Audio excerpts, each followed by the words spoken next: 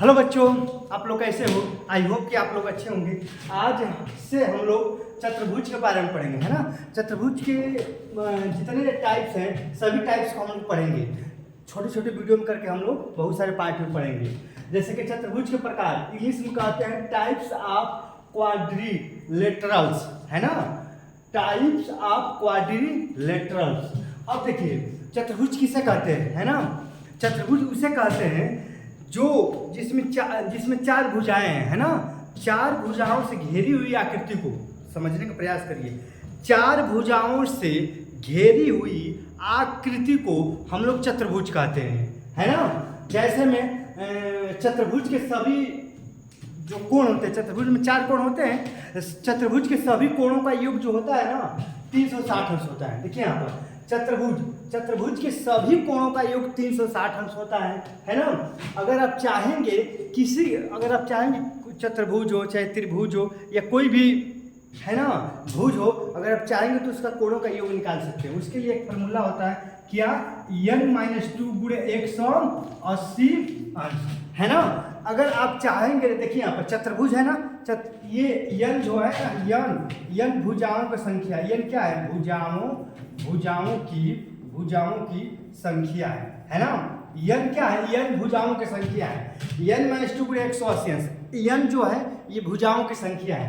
जैसे कि हम कह दें कि चतुर्भुज के सभी कोणों का योग कितना अंश होता है, तो आप जानते हैं कि चतुर्भुज के सभी कोणों का योग 360 अंश होता है। आप चाहेंगे तो इससे भी निकाल सकते हैं। देखिए चतुर्भुज की बात हो रही है, तो चतुर्भुज में कितनी भुजाएं होती है, 4। तो n बराबर कितना हो गया, n 4 है, क्योंकि n भुजाएं की संख्या है। और चतुर्भुज में कितनी भुजाएं होती हैं, चतुर्भुज में 4 भुजा होती है। तो n बराबर 4, यहाँ पर 4 रखो, तो 4 - 2 और गुणे 180, है ना।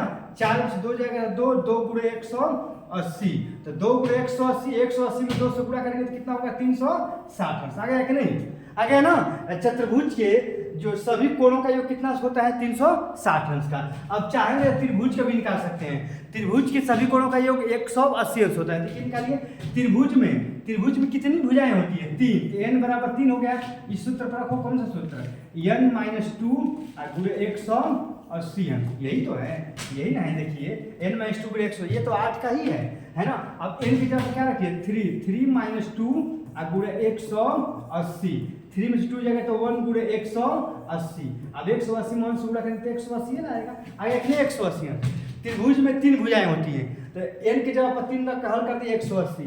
अब चतुर्भुज में 4 भुजाएं होती हैं, n का जगह पर 4 हम रख कर हल करते हैं तो कितना आएगा, 360 अंश। यानी अगर आप चाहेंगे कि हम पंचभुज निकालें, तो पंचभुज में भुजाओं का जो भी कोणों का योग कितना होता है, तो रखो यहाँ पर पंचभुज में भी आप निकाल सकते हो। देखो n के जगह पर क्या लिखेंगे, 5, क्योंकि पंचभुज के लिए यानी भुजाएं कितनी है, भुजाएं 5 है, तो रखो यहाँ पर 5। ये सूत्र रखो, n-2 गुणे 180, यही सूत्र होता है। रखो n की जगह पर क्या रखो, 5 - 2 गुणे 180, है ना। तो 5 से 2 जाएगा कितना होगा, 3 गुणे 180, 18 × 54, कितना गया बच्चों, बताओ कितना गया, 540 है ना, मैंने 540 आ गया। आगे कि नहीं, देख रहे हैं ना। तो कोई भी त्रिभुज हो, चाहे चतुर्भुज हो, चाहे पंचभुज हो, चाहे षष्ठभुज हो, चाहे अष्टभुज हो, चाहे नवभुज हो, कोई भी भुज हो, समझ में आ रहा है ना। कोई भी भुज हो, बस भुजाओं की संख्या यहाँ पर रखी है, इसमें से 2 घटाइए और 180 में गुणा कर दीजिए। आप मालूम कर लेंगे कि उस जो भी भुज हो उस सभी भुज के सभी कोणों का योग कितना होगा, है ना। जैसे कि त्रिभुज के तीनों कोणों का योग 180, चतुर्भुज के चारों कोणों का योग 360, पंचभुज के 5 कोणों का योग 540, है ना। आई होप आप समझ गए होंगे। तो चतुर्भुज के प्रकार, है ना, टाइप्स ऑफ क्वाड्रिलेटरल्स, है ना। और चतुर्भुज के प्रकार, चतुर्भुज किसे कहते हैं, है ना। चतुर्भुज उसे कहते हैं, चतुर्भुज में 4 भुजाएं होती है ना, तो 4 भुजाओं से घेरी हुई आकृति को, ये 4 भुजाओं से बंद आकृति को चतुर्भुज कहते हैं। 4 भुजाओं से घेरी हुई आकृति, ये 4 भुजाओं से बंद आकृति को क्या कहते हैं, चतुर्भुज कहते हैं। जैसे कि चतुर्भुज का अगर हम फिगर बनाएं तो देखिए इसको मिटा रहे हैं, है ना, ये सब मिटा रहे हैं। अगर हम चतुर्भुज का फिगर बनाएं तो आप चतुर्भुज कोई भी किसी तरह आप फिगर बनाएंगे तो आपका चतुर्भुज हो जाएगा। जैसे इसमें 4 भुजाएं होनी चाहिए, जैसे कि ये भी देखिए, ये भी एक प्रकार का चतुर्भुज ही है, इसमें 4 भुजाएं हैं। ये भी देखिए, ये भी एक प्रकार का चतुर्भुज ही है, इसमें 4 भुजाएं हैं। समझ रहे हैं ना आप?